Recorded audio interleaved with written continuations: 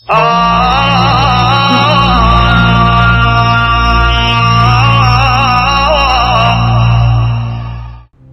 محمد مصطفیٰ صلی اللہ علیہ وآلہ وسلم کے اس دنیا سے پردہ فرما جانے کے بعد کچھ لوگ کہ جن لوگوں کے دلوں پہ اللہ رب العزت نے مہریں لگا دی تھی، وہ لوگ حضرت امام علی بن ابی طالب کی مخالفت کرنے لگے، اور وہ لوگ یہ چاہتے تھے کہ ہم کسی نہ کسی طرح اس علی کو قتل کر کے اس کی حکومت پہ قبضہ کر لیں، اور وہ لوگ یہ سوچتے تھے کہ اگر کسی نہ کسی طرح ہم نے اس علی کو قتل کر کے اس اسلامی حکومت پہ قبضہ کر لیا تو پھر ہمارے لیے اس پورے کے پورے اسلام پہ قبضہ کرنا کوئی مشکل کام نہ ہوگا۔ اسی وجہ سے ان لوگوں نے کہ جن لوگوں کے دلوں پہ اللہ رب العزت نے مہریں لگا دی تھی، ان لوگوں نے 21 رمضان 40 ہجری کو مسجد کوفہ میں حضرت امام علی بن ابی طالب کو شہید کروا دیا۔ اسی طرح آپ کی شہادت کے بعد وقت کے امام حضرت امام علی بن ابی طالب کے بڑے بیٹے حضرت امام حسن مجتبی بنے۔ اسی طرح جب ساری اسلامی حکومت حضرت امام حسن مجتبی کے دستے حق پرست میں آئی تو وہ لوگ کہ جن لوگوں کے دلوں پہ اللہ رب العزت نے مہریں لگا دی تھی اور جن لوگوں نے حضرت امام علی بن ابی طالب کو شہید کروایا، ان لوگوں نے اپنے مقصد کو پورا کرنے کے لیے، کس مقصد کو پورا کرنے کے لیے؟ اس مقصد کو پورا کرنے کے لیے کہ جس مقصد کے تحت اسلام پر قبضہ کیا جانا تھا، حضرت امام حسن مجتبی کو بھی شہید کروا دیا۔ اسی طرح حضرت امام حسن مجتبی کی شہادت کے بعد آپ کے چھوٹے بھائی حضرت امام حسین اس دنیا میں اکیلے اور تنہا رہ گئے۔ حضرت امام حسن مجتبی کی شہادت کے بعد کسی نہ کسی طرح ان لوگوں نے کہ جن لوگوں کے دلوں پہ اللہ رب العزت نے مہریں لگا دی تھی، ان لوگوں نے اسلامی حکومت پہ قبضہ کر لیا۔ جب ان لوگوں نے اسلامی حکومت پر قبضہ کر لیا تو اس وقت کی تمام اسلامی ریاستیں ان لوگوں کے قبضے میں آ گئیں۔ جب یہ تمام اسلامی ریاستیں ان لوگوں کے قبضے میں آ گئیں تو وہ لوگ یہ کہنے لگے کہ کوئی دین نہیں، کوئی رسول نہیں، کوئی کتاب نہیں اور کوئی شریعت نہیں۔ اے لوگو، محمد صلی اللہ علیہ وآلہ وسلم پر کوئی وحی نازل نہیں ہوئی، یہ سب من گھڑت باتیں ہیں اور یہ سب جھوٹ ہے۔ اے لوگو، آج کے بعد وہی دین ہوگا، وہی شریعت ہوگی اور وہی کتاب ہوگی کہ جسے ہم کہیں گے۔ اس کے بعد جب عام مسلمانوں نے یہ سنا تو کچھ لوگ جو واقعی سچے مسلمان تھے، ان لوگوں نے اس حکومت کے خلاف اپنی آواز بلند کی، لیکن اس وقت کا حکمران یزید لعنتی اس قدر ظالم، فاسق، فاجر اور زانی قسم کا بدبخت انسان تھا کہ اس یزید نے نہ صرف ان عام مسلمانوں کو تڑپا تڑپا کر شہید کیا، بلکہ ان کے بیوی اور بچوں کے ساتھ ساتھ ان کے سارے خاندان کو بھی اس قدر بے دردی سے تڑپا تڑپا کر شہید کیا کہ پھر کسی بھی مسلمان میں اتنی جرت اور اتنی ہمت نہ ہوئی کہ وہ یزید کے خلاف اپنی آواز بلند کر سکے۔ اسی طرح جب یزید نے یہ دیکھا کہ مسلمانوں کے دلوں میں میرا رعب و دبدبا اور دہشت بیٹھ چکی ہے تو اس نے سوچا کہ ہاں، اب میرے پاس وقت ہے، میرے پاس طاقت بھی ہے، حکومت بھی ہے، فوج بھی ہے، اگر اب میں چاہوں تو میں اسلام کا نام و نشان اس دنیا کی صفحہ ہستی سے مٹا سکتا ہوں۔ لیکن اس یزید پلیت کو یہ کیا پتا تھا کہ تمام زمین و آسمان کے خالق و مالک و رازق نے قرآن میں یہ فیصلہ کر دیا کہ آج ہم نے دین اسلام کو تمہارے لیے مکمل کر دیا اور اپنی نعمتیں تمام کر دی اور تمہارے لیے دین اسلام کو پسند کر لیا۔ اگر اس ملعون نے کبھی قرآن پڑھا ہوتا تو اسے پتا چلتا کہ جس دین کو اللہ پسند کر لے تو اس پروردگار کے علاوہ اس پوری کائنات میں کوئی ایسی چیز نہیں جو اس دین کا کچھ بگاڑ سکے۔ خیر، یہ یزید تو اس طرح کا ملعون تھا کہ قرآن پڑھنا تو دور کی بات، اس یزید نے قرآن کو نیزوں پر چڑھا دیا۔ اس کے علاوہ یہ یزید اس طرح کا بدبخت انسان تھا کہ جو ہر وقت کتوں کے ساتھ کھیلتا تھا اور جب دل کرتا تھا اپنی ماں اور پھوپھی کے ساتھ زنا کرتا۔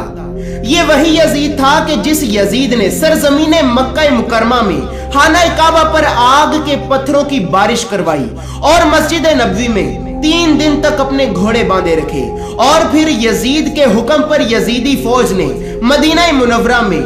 10,000 लड़कियों की इज्जतें लूटी। जब हजरत इमाम हुसैन अलैहिस्सलाम को यजीद की इन हरकतों का इल्म हुआ कि यजीद इस्लाम को तबाह करना चाहता है, तो हजरत इमाम हुसैन अलैहिस्सलाम यजीद को रोकने के लिए 2 मुहर्रम 61 हिजरी को अपने 72 जाननिसारों के साथ सरजमीन करबला में पहुंचे। इसी तरह 7 मुहर्रम को हजरत इमाम हुसैन और आपके काफिले वालों पर पानी बंद कर दिया गया। इसी वजह से 9 मुहर्रम की रात को हजरत इमाम हुसैन ने अपने सारे असहाब को इकट्ठा किया और फिर हजरत अब्बास अलमदार से फरमाया कि ऐ अब्बास, चिराग बुझा दो। जब हजरत मौला अब्बास ने चिराग बुझाया तो हजरत इमाम हुसैन ने अपने असहाब से फरमाया कि ऐ मेरे चाहने वालों,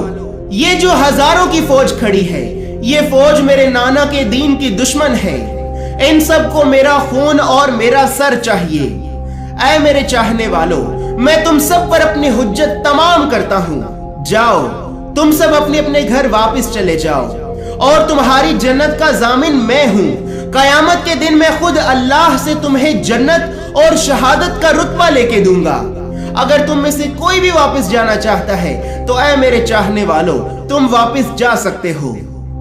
इसी तरह कुछ देर बाद जब हजरत इमाम हुसैन ने चिराग जलाया तो आप क्या देखते हैं कि आपके सब असहाब अपने अपने गले पे तलवार रख के कहते हैं कि ऐ हमारे मौला, हम आपको इस तरह तन्हा छोड़कर कैसे जा सकते हैं। ना हमें जन्नत की कोई लालच है और ना ही हमें अपनी जानों का कोई खौफ है। ऐ हमारे मौला, आप हमें सिर्फ इतना तो बताएं कि जब रोजे महशर आपके नाना हमसे ये पूछेंगे कि तुम मेरे नवासे को अकेले ही छोड़कर चले गए, तो उस वक्त हम आपके नाना को क्या जवाब देंगे। ऐ हमारे मौला, हम आपके लिए अपनी आखिरी सांस तक लड़ेंगे और आप पे अपनी जानें कुर्बान कर देंगे। इसी तरह कुछ देर बाद जब अजान फज्र का वक्त हुआ तो हजरत इमाम हुसैन ने शहजादा अली अकबर से कहा कि ऐ अली अकबर, आजान दो। जैसे ही अजान हुई तो अजान के बाद नमाज फज्र में ही यजीदियों ने हजरत इमाम हुसैन पर हमला कर दिया। करबला का हर जवान एक एक करके हजरत इमाम हुसैन पर कुर्बान होता गया। कभी खुर का लाशा आता है, कभी ओनो मोहम्मद का लाशा आता है, कभी अली अकबर का लाशा आता है, तो कभी कासिम के टुकड़े मिलते हैं। जब हजरत इमाम हुसैन और आपका 6 माह का बच्चा शहजादा अली असगर करबला में तन्हा रह गए तो हजरत इमाम हुसैन ने यजीदियों से कहा कि ऐ लोगों, तुम्हारी जंग मेरे नाना के दीन से है, मेरे बाबा अली से है और मुझसे है, लेकिन इस 3 दिन के प्यासे 6 माह के बच्चे ने तुम्हारा क्या बिगाड़ा है। इस बच्चे का क्या कसूर है। तुम इसे पीने के लिए पानी के कुछ कतरे ही दे दो। इतने में मलून हुरमला ने 3 मुंह वाला तीर निकाला और निशाना लेकर शहजादा अली असगर को बेदर्दी से शहीद कर दिया। इसके बाद अब हजरत इमाम हुसैन सारे करबला में बिल्कुल तन्हा रह गए। आपने बीमारे करबला हजरत इमाम ज़ैनुल आबिदीन को वसीयत की